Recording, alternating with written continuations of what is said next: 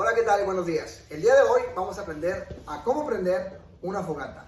Los materiales que necesitamos son un pedazo de rollo como este, leña delgadita como esta, y después pasaremos a lo que es la leña grande, que es lo que mantendrá nuestra fogata encendida.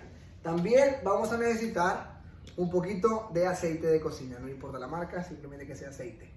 Los pasos a seguir serán los siguientes. El pedazo de rollo vamos a envolverlo de esta forma y vamos a apretar de la parte de abajo como hacer un tipo de flor, y el aceite lo vamos a poner adentro de esa flor, ¿ok?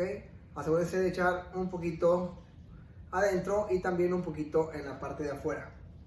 El paso siguiente, vamos a poner la flor de rollo abajo.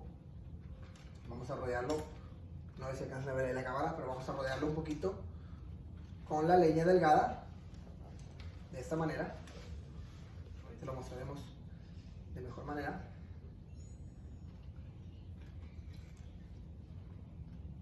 Y después la vamos a cubrir en las partes de arriba. Es bien importante que sigan las indicaciones porque es la forma más fácil de prender una fogata. Ya que tenemos esta estructura,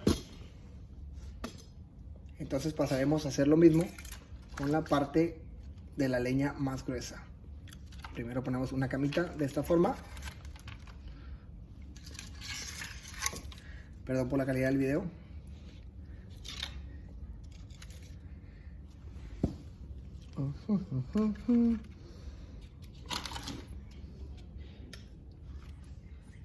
Y después la ponemos arriba de esta forma.